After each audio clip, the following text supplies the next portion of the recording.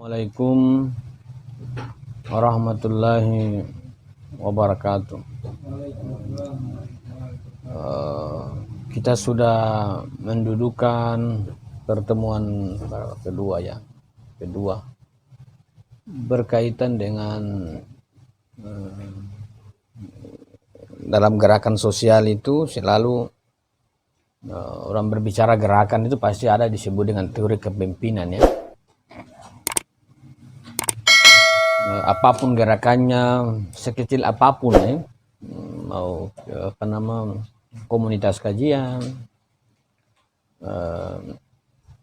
tempat-tempat kajian atau studi club tentang apapun itu, namanya berhimpun satu atau lebih orang dalam merumuskan visi dan misinya, itu pasti memunculkan atau mengangkat atau memilih seorang pemimpin menjadi sebuah barometer dalam menjalankan gerakan yang dibangun. Dalam sejarah gerakan, panitia sejarah gerakan Indonesia itu, baik mahasiswa maupun selain mahasiswa, muncul figur kepemimpinan. Sampai pada gerakan yang sekiranya itu besar, lalu orang menarik dalam tampuk kepemimpinan, bahwa kepemimpinan itu memang sangat penting dalam sebuah interaksi sosial dalam artian lingkup kecil maupun lingkup yang besar. Itu selalu nilai kepemimpinan itu menjadi penting. Kepemimpinan dalam sosial itu, dalam gerakan, dalam artian gerakan itu memang dia menjadi sebuah indikator bagaimana gerakan ini diarahkan. Kalau tidak ada kepemimpinan, maka orang semua mengambil kendali nakoda, sehingga gerakan itu bisa tidak jalan ataukah bisa jalan kemana-mana tanpa arah dan bisa merusak sebuah gerakan. Maka kalau di sebuah gerakan sudah muncul lebih dari satu kepemimpinan, itu menjadi soal ya. Dari sebuah gerakan muncul dualisme dan lain sebagainya, itu sudah menjadi persoalan. Karena pasti ada dua ide yang dijalankan. Al-Husain dengan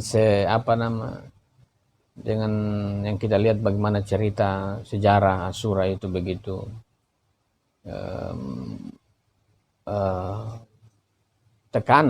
penuh tekanan, pressure, dan kalau kita manusia yang dalam tingkat-tingkat yang pembelajar begini, pasti pressure yang begitu kuat, tekanan, pasti seringkali melemah ya.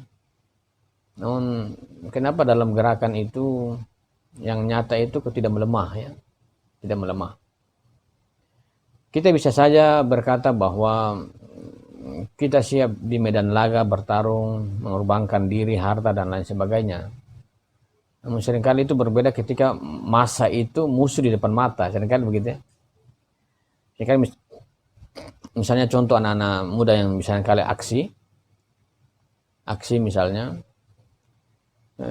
dalam rumusan aksi seringkali orang bilang iya siap di depan, tapi ketika berhadapan dengan polisi mulai lari ya. Lari. Kenapa orang bisa lari? Kenapa orang bisa lari dari gerakan? Penyebabnya di mana? Pasti pemimpinnya juga lari. Jadi kekuatan gerakan itu pada kepemimpinan gerakannya. Kalau kepemimpinannya juga tidak kuat, itu pasti juga orang lari ya. Kita mengatakan masanya kah, umatnya kah, anggota-anggotanya. Kalau melihat pemimpin dalam gerakan itu melemah semuanya kan, melemah. Karena dia memang pemimpinan dalam gerakan itu dia sebagai nakoda, dia sebagai menghantarkan orang menuju tujuan individu, tujuan sosial bersama. Inilah arti kepemimpinan dalam gerakan, bahwa apapun gerakannya dan bagaimanapun gerakan yang dibangun, pasti pertama-tama orang akan berbicara siapa pemimpinnya ya. Orang merumuskan banyak visi dan misi, proyeksi dan lain sebagainya. Tapi ujung-ujungnya kalau orang mengatakan, siapa pemimpin yang bisa mengawal ini semua kan? Siapa pemimpin yang bisa mengawal ini semua?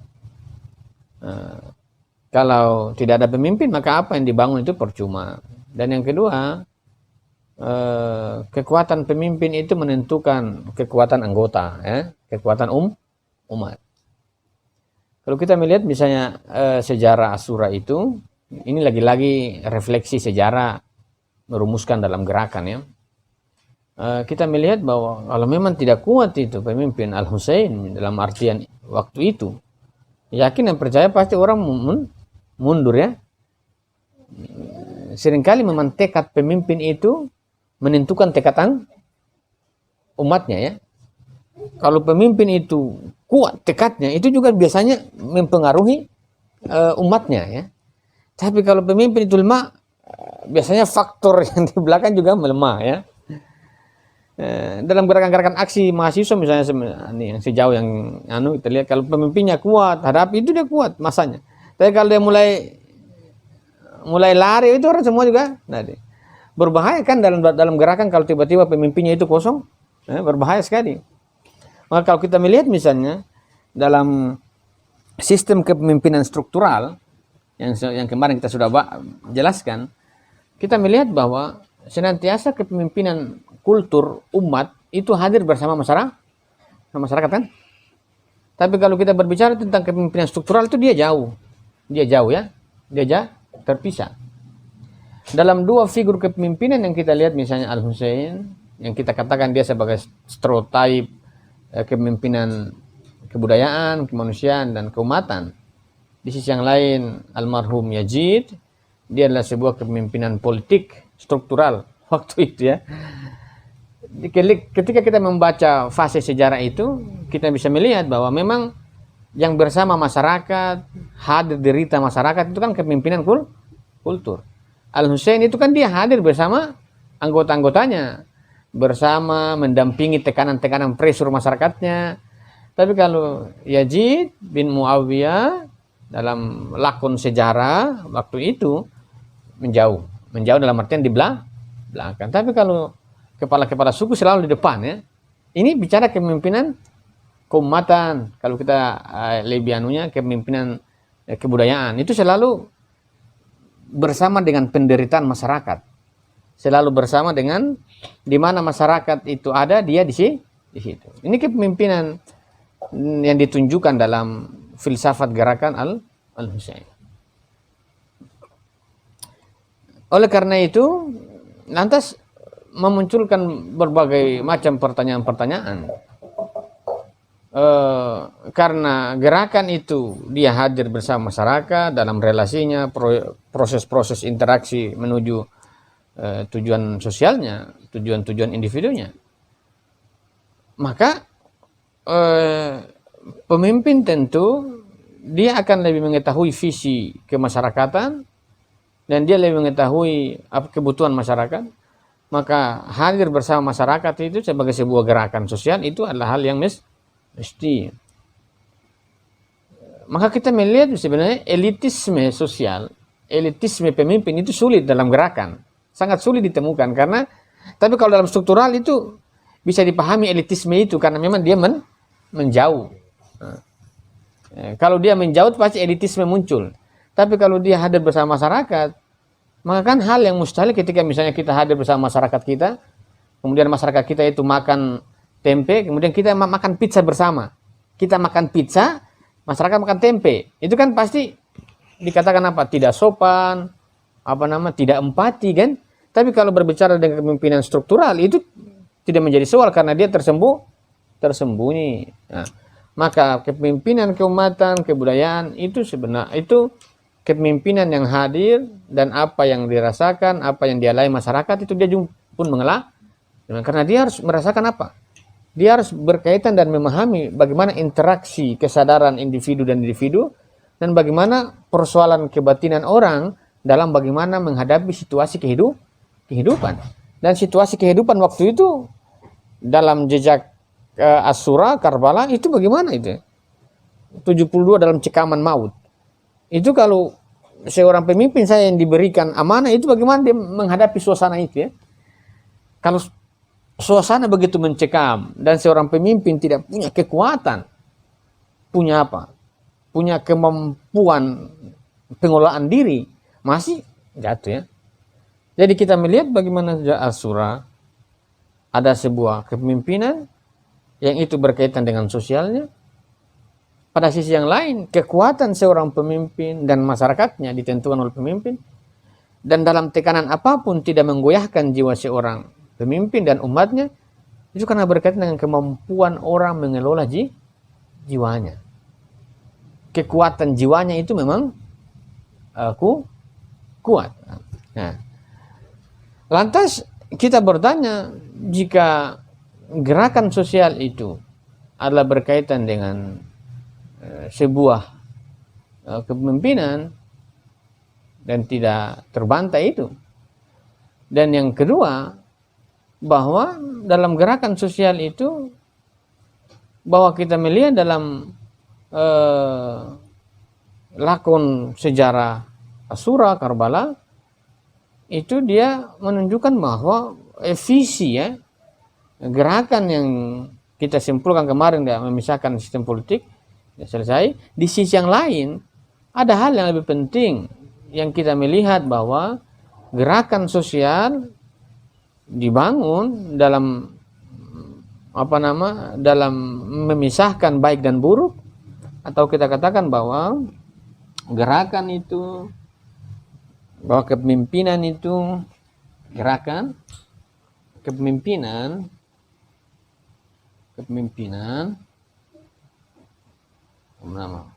ya sosial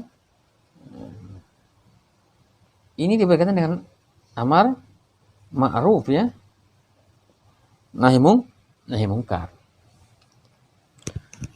Jadi Ali Syariati menjelaskan pada Panji Sahada, judul buku yang lain tapi memang isinya sama, itu berkaitan bahwa gerakan itu tujuannya memisahkan, menegakkan amar ma'ruf dan nahi mungkar, tidak ada yang lain.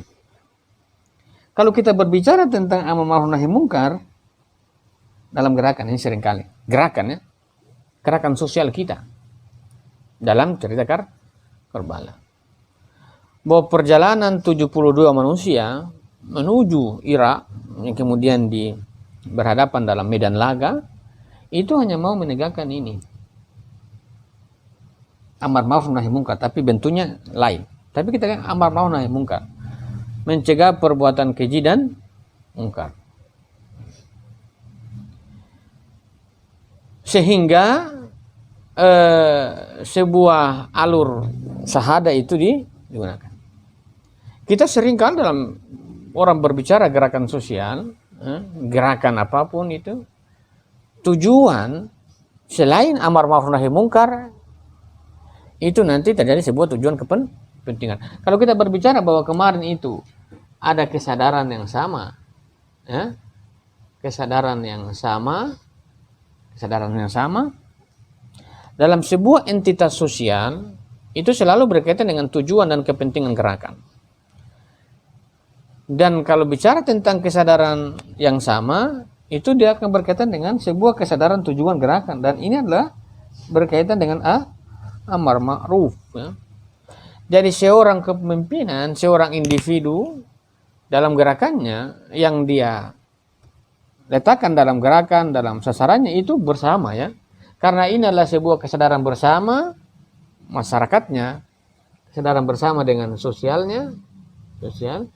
dan bersama dengan individu, itu sama-sama masuk pada tujuan bersama. Dan itu adalah menegakkan amar ma'ruf dan nahi mungkar. Ini tujuan sosial. Yang paling nyata yang kita melihat adalah berkaitan dengan tujuan sosial. Lantas kita bertanya, dasar kita dalam merumuskan, menegakkan amar ma'ruf nahi mungkar itu apa? Karena satu, dia berkaitan dengan apa? Sebuah kemampuan, kekuatan jiwa, ya. Kalau orang berbicara tentang amar ma'ruf nahi mungkar dalam konsistensi gerakannya, itu orang harus memiliki kemampuan jiwa, kekuatan dan pengelolaan di diri yang matang. Kalau sebuah pressure sosial, pressure keadaan itu tidak diimbangi oleh sebuah kemampuan diri kita, baik individu maupun komunitasnya, maka yang dituju itu seringkali terlepas ya. Karena yang dituju ini adalah amar ma'ruf nahi mungkar, melepaskan ya, menegakkan yang baik itu baik dan yang benar itu benar. Menjadi sebuah tujuan gerakan, maka karena gerakan itu akan berkaitan dengan apa? Sebuah konsekuensi pressure ya. Pressure keluarga ya. Pressure keponakan, pressure saudara, bahkan pressure yang paling besar adalah pressure tentang kematian. Itu maka gerakan itu selain satu kesadaran bersama, dia punya standar yang lain, yaitu punya kekuatan jiwa individu. Kekuatan jiwa. Maka kalau kita melihat misalnya dalam lakon Asyura, itu setiap individu Al-Husain dan anggotanya, saudara, paman, sepupu dan lain sebagainya, anggotanya, itu punya kematangan jiwa yang kuat. Punya kematangan jiwa yang kuat. 72 kalau dibanding dengan 3.000 orang goyang ya. Orang goyang itu. Lawan polisi 30 orang saja, orang aksi sudah goyang kalau sudah gas air mata naik. Dan ini bukan gas air mata, ini darah yang bercucuran ya. Korban-korban sejarah, kesahidan sejarah, ini menunjukkan bahwa sebuah kekuatan gerakan dibangun dengan sebuah kekuatan jiwa. Dan kekuatan jiwa itu harus ditopang oleh sebuah kemampuan spiritual. Spiritual ya. Kita mau melacak spiritualitas dalam Asyura. Kita mengatakan bahwa iya kita menegakkan amar ma'ruf nahi mungkar. Tapi dalam Asyura ada ini. Ada kesadaran, ada kekuatan jiwa. Dan kekuatan jiwa ini bangunannya apa? Ini pasti berkaitan dengan spiritualitas manusia. Kalau kita membaca sejarah Asyura, teman-teman akan melihat bahwa setiap waktu zuhur sholat dulu. Ya, ini dalam genting ini. Sudah genting ini orang sudah pakai apa? Ini sudah waktu zuhur istirahat dulu, kami sholat dulu. Ini gerakan ya. Kita gerakan sosial. Tapi waktu sholat lupa. Asyura menunjukkan tidak. Bahwa waktu sudah bertarung, sudah berhadapan denganmu, tapi waktu sholat bilang, saya hentikan dulu, kami mau sholat. Ada sebuah, karena apa? Karena dia berkaitan dengan sebuah kematangan jiwa manusia. Untuk apa? Untuk memantapkan dirinya agar terarah terhadap tujuan gerakannya. Karena selagi jiwa ini tidak kuat, bergeser itu. Dan akan melemah. Jiwa yang melemah itu dengan mudah disusupi oleh faktor apapun untuk kemudian, misalnya siapa? Salah satu almarhum siapa? Simir ya. Simir bil Jausan ya. Simir. Dia mengatakan sama sepupunya, ikuti saya, keluar dari barisan. Kalau mau aman, keluar. Tapi kenapa mereka tidak bergeming dan tetap bertahan pada baris Al-Husain? Karena itu berkaitan dengan sebuah kemantapan jiwa, kekuatan jiwa.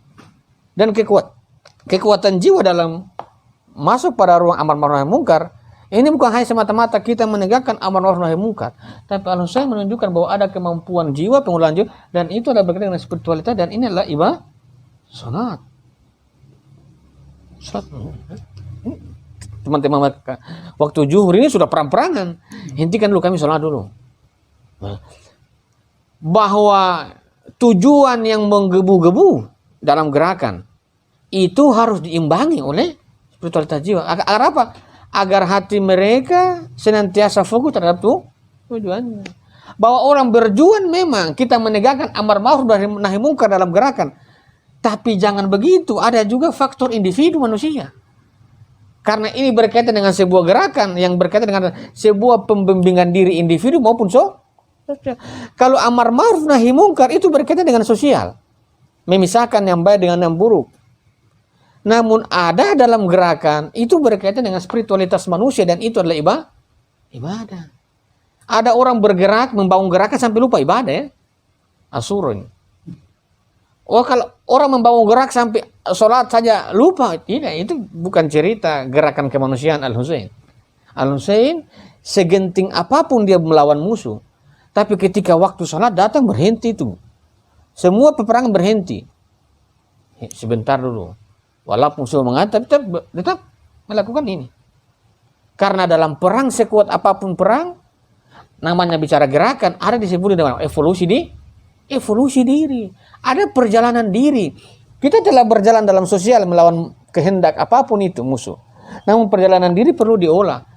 Segenting apapun itu, sedesak apapun itu, dalam sebuah gerakan, ada disebut dengan kemantapan diri. Dan itu ada berkaitan dengan spiritual, dan itulah ibadah.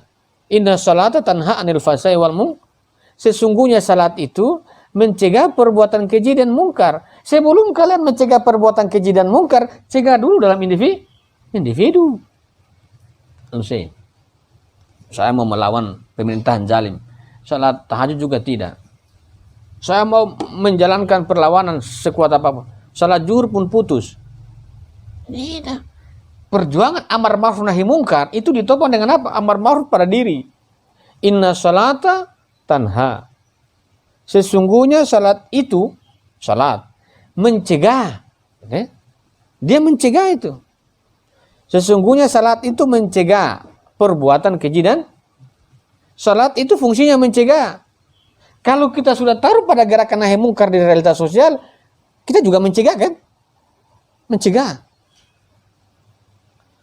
Salat itu salah satu nilai pentingnya adalah berkaitan dengan pencegahan. Pencegahan agar kita tidak jatuh pada sebuah kubang kerusakan. Mencegah. Kalau kita tidak mencegah diri kita, kemungkinan kita tidak bisa hadir bersama-sama dalam sebuah desposit, sewenang-wenangan.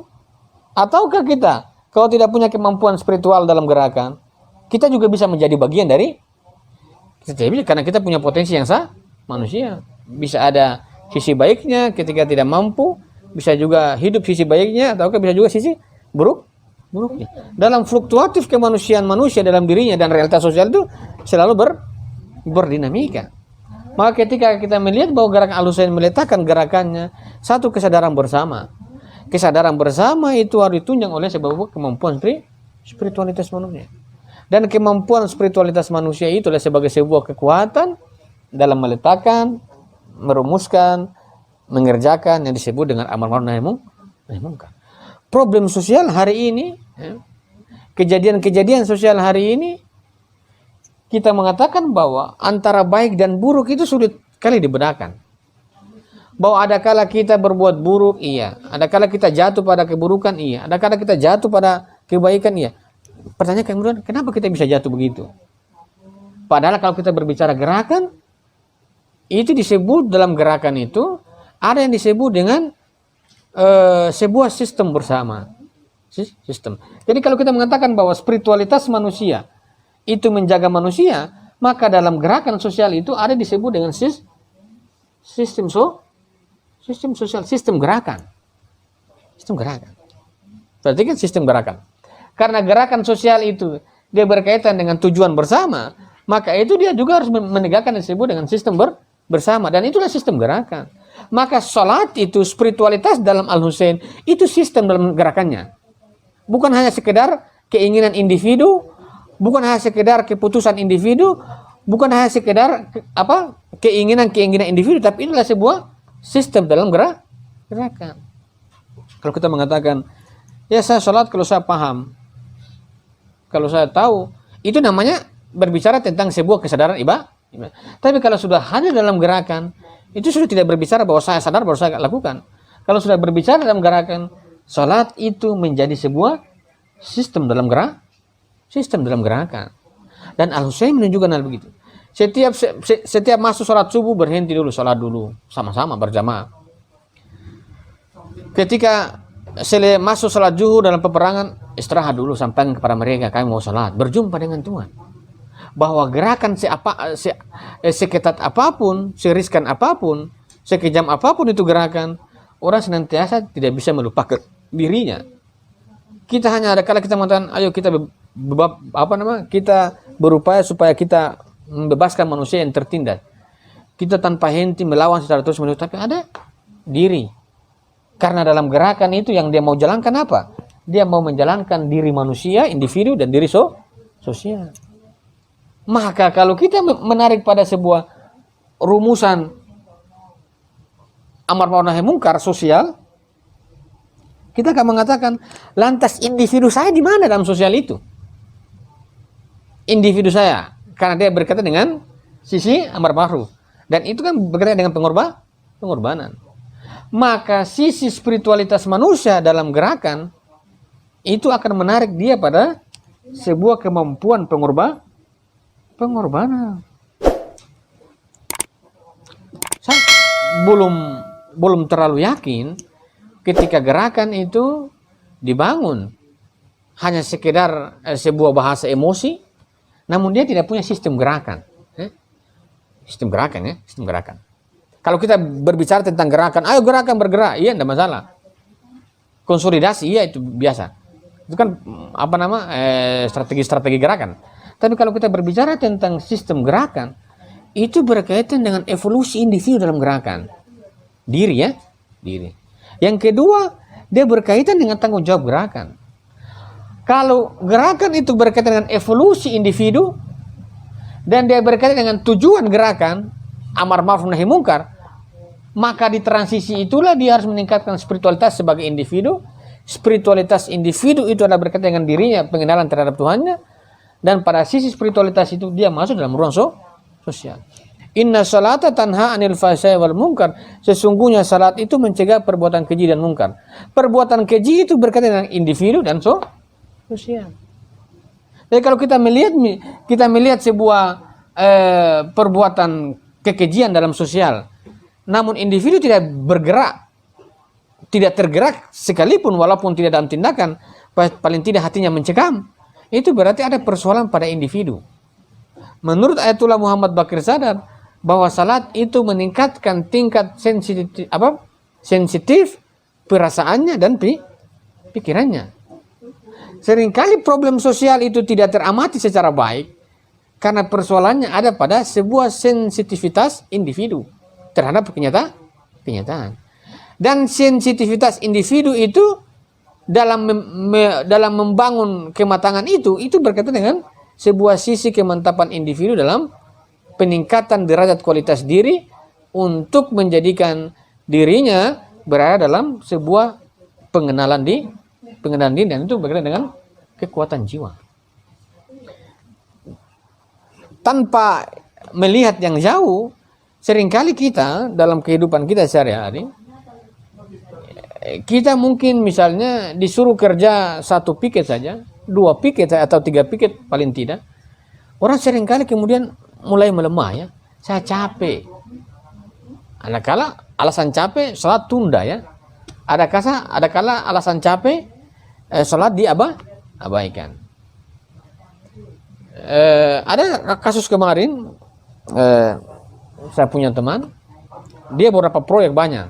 Sebelum proyek itu dia kuat sekali ibadah. Salat 5 waktu sampai sunnah dia tambah.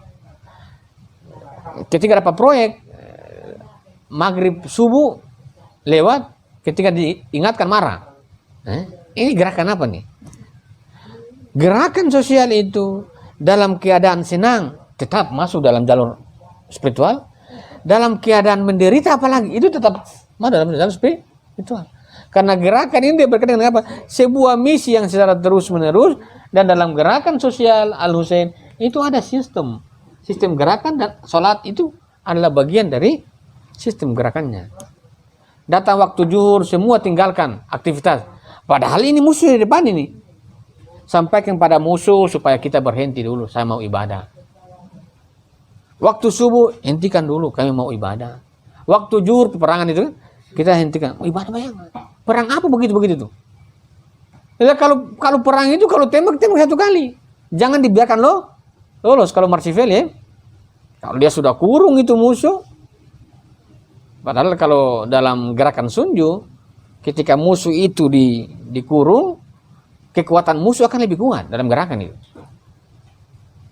Kalau ketika musuh itu dikurung dalam gerakan, maka kekuatan musuh itu akan lebih kuat daripada sebelumnya. Maka jangan bayangkan 72 orang itu ketika dikurung sama massa, itu kekuatannya akan meningkat. Kan misalnya teman-teman dikejar orang 10 orang, masuk di lorong. Dan lorong itu buntu. Teman-teman mau kemana? Teman-teman lari juga sama, buntu. Baru temboknya itu 10 meter, teman-teman mau lompat. Satu-satunya berhadapan. Dan itu kekuatannya akan lebih tinggi. Siap mati kan? Maka 72 orang dalam gerakan Karbala, ketika dikepung tidak bisa diberikan ruang, itu menambah kekuatan dan pressure dalam gerakan itu sebenarnya meningkatkan kekuatan. Al-Husain menunjukkan itu, bahwa makin banyak orang pressure dalam gerakan, kekuatannya makin meningkat. Dan sebuah kesadaran juga akan makin memupuk itu. Misalnya dalam teori-teori konflik dalam gerakan itu, kalau sebuah suasana komunitas itu mulai memudar, seringkali buat konflik. Konflik. Supaya apa? Kesadarannya mulai tumbuh.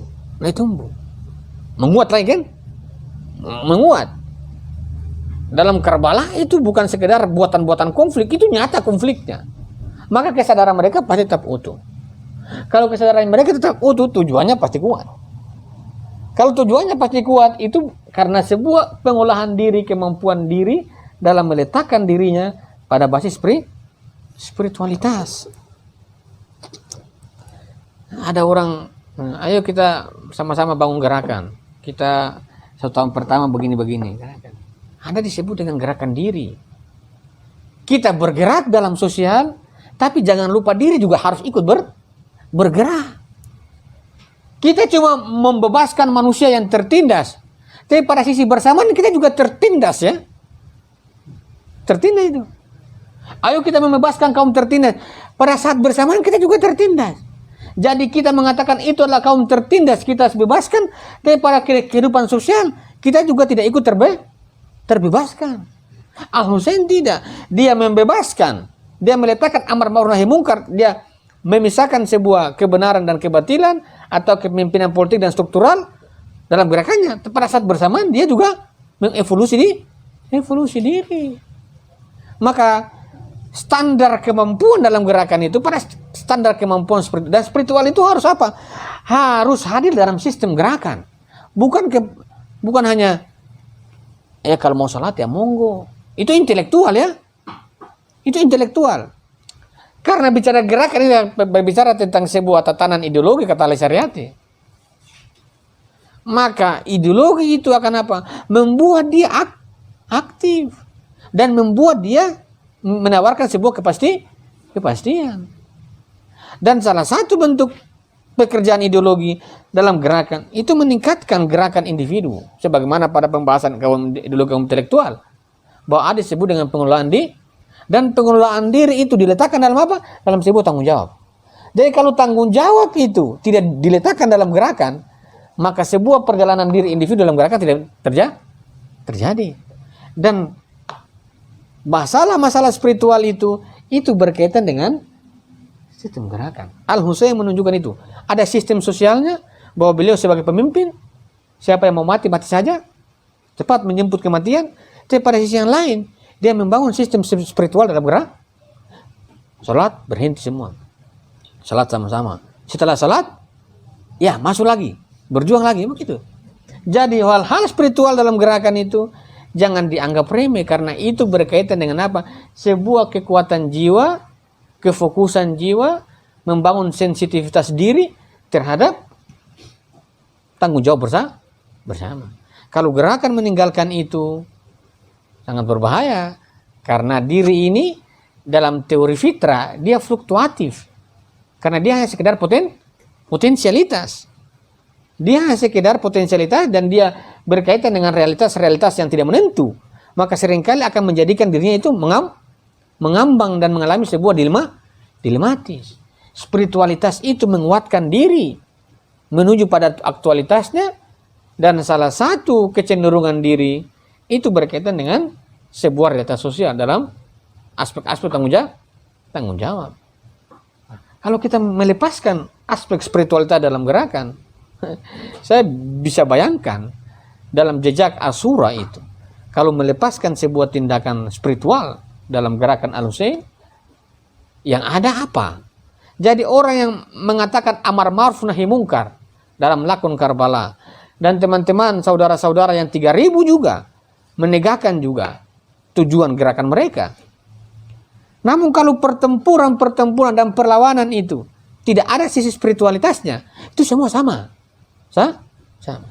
Jadi gerakan kemanusiaan yang dibangun oleh 3.000, gerakan sosial yang dibangun oleh 3.000 pasukan, dan gerakan sosial yang dibangun oleh 72, yang membedakan dalam gerak Asura itu kan ini, kan? Spiritualitasnya. Tapi 3.000 itu, 3.000 pasukan itu, mereka terus ngotot. Pertanyaan kemudian, kekuatan mereka temukan dari mana? Kalau Al-Husain, kekuatan gerakannya dibangun dari gerakan spiritualitas. Waktu salat, waktu bertarung, waktu subuh, salat subuh, waktu zuhur, salat zuhur. Tapi 3.000 pasukan, dia menemukan gerakannya dari mana? Kekuatan gerakannya itu dari mana? Nah, dia kalau 72 pasukan, dia menemukan gerakannya dari gerakan spiritualitas, kekuatan dan kefokusan di diri. Namun 3.000 juga menemukan kekuatan tersendiri. Dan kekuatan tersendiri mereka muncul dari mana? Dalam fakta sejarah, zuhur tetap berkoar, asar tetap berkoar, subuh tetap lewat. Tapi kenapa mereka menemukan itu? Satu, kekuatan mereka biasanya selain gerakan spiritual itu biasanya mengandalkan massa. Satu.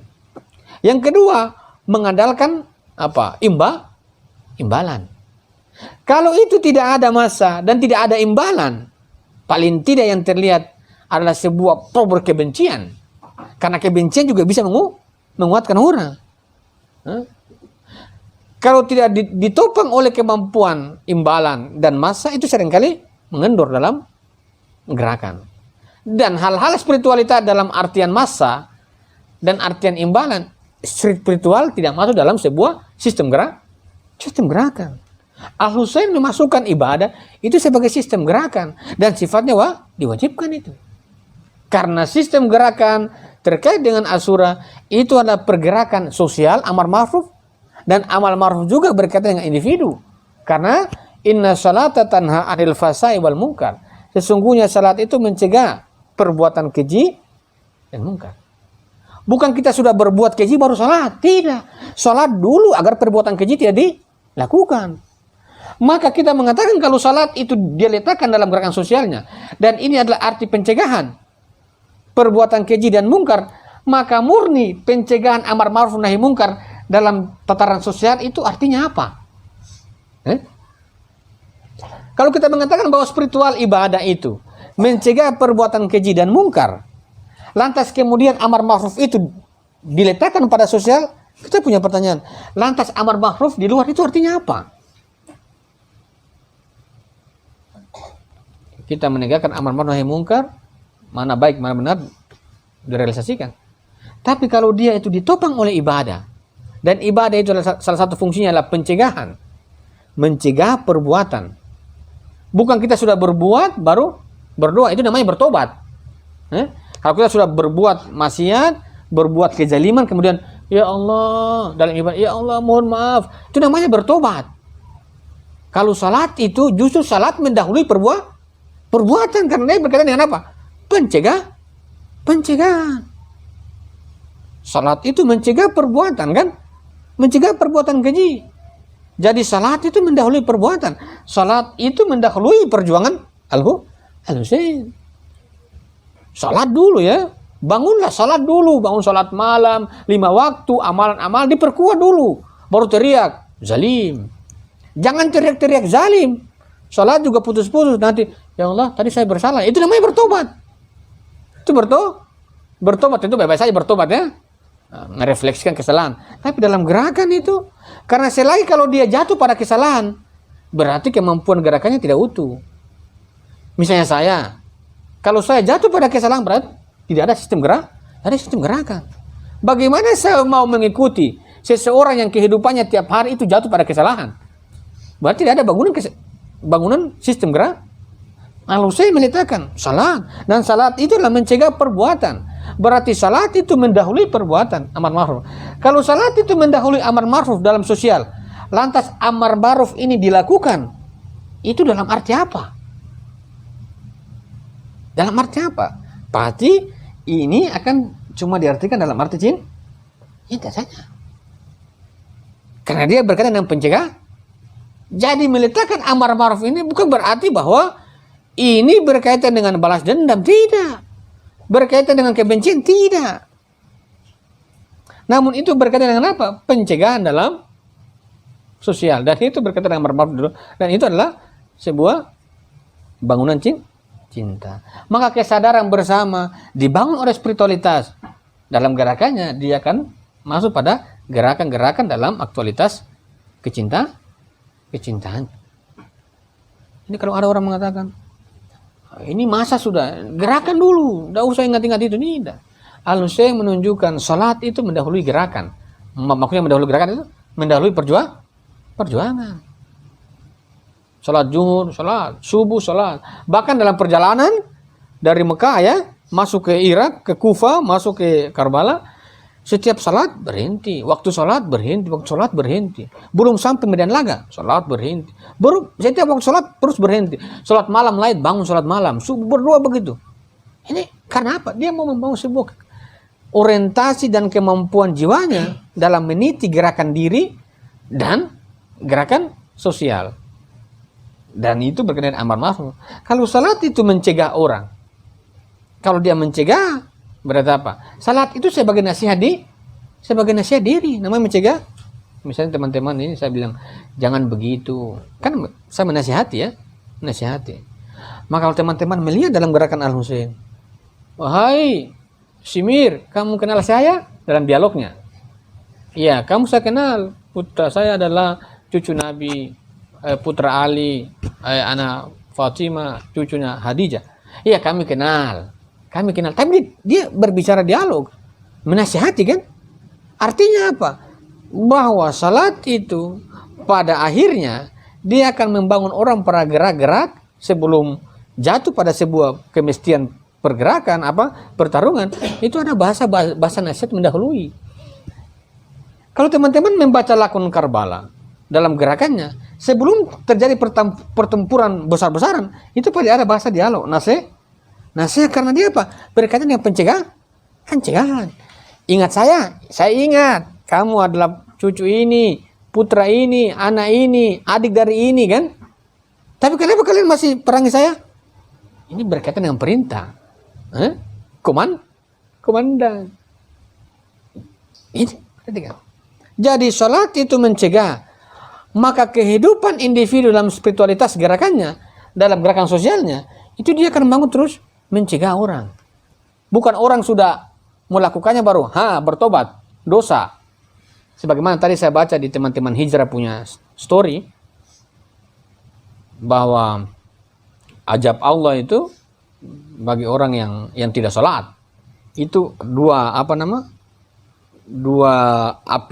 batu api neraka di tangan merebus otak. Nama saya, bagaimana bisa di tangan merebus otak? Tentu bebas saja, itu hadis-hadis ketakutan begitu.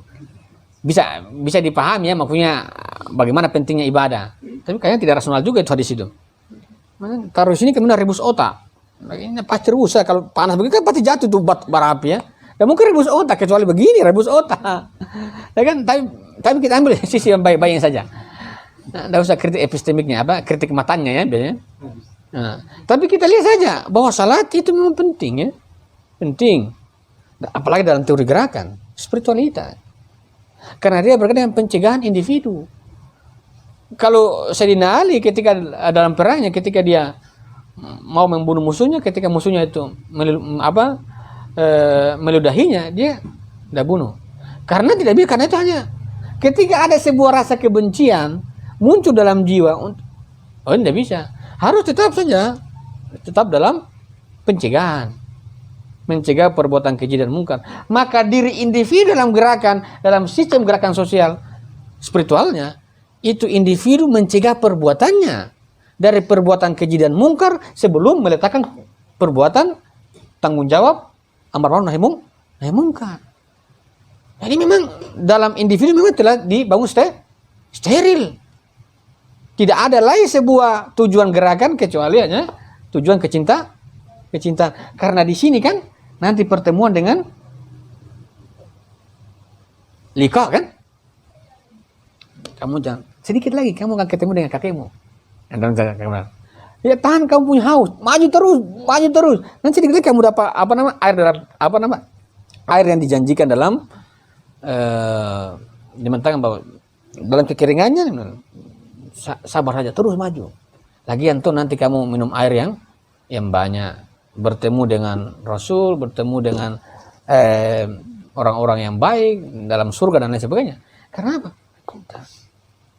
Maka cinta dalam gerakan itu adalah pertemuan. Jadi kita tidak bisa bayangkan orang mati begitu dahsyat. Itu kita sendiri, dahsyat ya. Tapi itu sebenarnya pertemuan. Kalau tanpa gerakan ini, teman-teman bertemu apa dalam gerakan? Nah, kalau tanpa gerakan spiritual, bangunan spiritual yang matang, teman-teman bertemu apa di sini? Dalam sosial, dalam pertarungan. Teman-teman bertemu apa? Dan tujuannya apa? Amar ma'ruf nahi munkar ini adalah sebuah perantara sosial memasuki tujuan liqa Allah. Dan itu adalah cinta. Ini spiritualitas manusia. Dan standar gerakan Al-Husain itu yang sangat menguat dalam analisis yang saya lihat. Betapapun tekanan presurnya, kalau bahasa-bahasa nasihatnya, seberapapun kalian bertugas, tekanan hidup tetap salat. Seberapapun kalian punya beban hidup, tetap salat. Karena beban yang kita alami sekarang itu tidak sebagaimana beban di Asyura, pedang, tombak sudah kepala. Tapi saya mau salat dulu. Salat dulu untuk apa? Bangun semangat, bangun diri itu ya. Jadi kalau gerakan tanpa salat, kayaknya saya juga tidak mau bergabung. Karena apa? Karena nanti saya tidak temukan apa yang saya temukan di sini. Karena salah satu fitrah manusia adalah kebenaran. Dan kebenaran itu bukan potensialitas semata. Dia harus aktualitas. Kalau aktual harus bertemu dan itu adalah kesyahidan. Maka kesyahidan itu adalah sebuah titik pertemuan dalam amar ma'ruf nahi munkar yang ditunjang oleh kemampuan spiritualitas yang matang. Bukan hanya sekedar kita bergerak sama-sama. Takbir saja. Jadi gerakan-gerakan Islam hari ini kita lihat semangatnya bergelora 212, tentu itu menarik ya. Apakah saya sepakat atau tidak itu hal lain. Jadi mari kita melihat bangunan mereka misalnya, kalau teman-teman aksi, saya tahu teman-teman aksi yang aksi mahasiswa sholat Jumat bersama di mana? Di jalan raya. Baik-baik saja itu. Apakah itu benar apa tidak? Itu hal lain ya. Apakah itu adalah sebuah settingan aksi ataukah sistem gerakan sosial? Sholat Jumat sama-sama dulu. Tutup sholat di jalan, tutup jalan orang itu bukan spiritual. Mengganggu itu milik sosial loh. Spiritualitas itu berjalan individu dan kenyamanan sosial. Sholat panjang. Allahu Akbar. Orang tidak bisa lewat karena tunggu kalian sholat di jalan. Baik-baik saja. Lalu saya mengatakan tunggu saya sholat dulu. Sholat itu cari tempat yang bagus. Tapi tidak masalah. Sebagai sebuah pembelajaran gerakan. Tapi dalam sistem gerakan itu tidak bisa ya. Karena dia berkata perjalanan individu dan sosial. Yang dia lawan ini kezaliman. Kezaliman yang paling aku. Dan ketika diletakkan sebuah teori ibadah mencegah perbuatan individu dari mungkar, maka murni di sini pasti bukan kejahatan, bukan kezaliman, apalagi kerasukan, kerusakan, keburukan karena dia sudah bangun dalam keterjagaan. Kalau dia sudah bangun dalam keterjagaan diri, lantas di sini apa? Pasti murni adalah kecintaan dia untuk pertemuan. Bahagia kan yang orang meninggal itu kan? Saya mau mati, ya saya sambut kematianku. Lah baik ya, selamat datang kematianku. Saya ingin bertemu dengan Rasul. Bahagia sekali orang itu. Saya juga tidak habis pikir. Hari ini kalau saya baca di media itu, posting ini, Karbala itu orang bilang, kapan saya bisa begitu dalam hati saya? Iya, di media kalian bilang kapan? Kalau fakta begitu, itu begini bos. Begini kita goyang.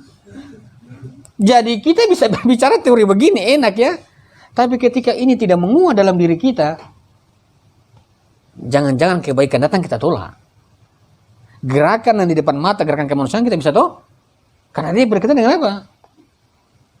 Kematian, dan itu harus jiwa yang kuat. Kalau jiwa tidak kuat, dalam film-film Indonesia, rahasia-rahasia ilahi, orang lari kan kiri kanan kalau mau datang. Lah, itu kan begitu kan? Azab ya, azab orang gerakan. Lihat itu kan, ada itu. Jadi ini bukan permasalahan kita bisa tahu tidak. Ketika jiwa tidak kuat dalam menata gerakan dan menata diri dalam gerakan diri, itu bisa berbahaya. Kita saja ini bisa bilang Palestina, enak. Tapi kalau sekiranya orang bilang berani ke sana, saya pikir-pikir dulu. Saya berjihad dalam rumah tangga saja. Itu baik-baik saja.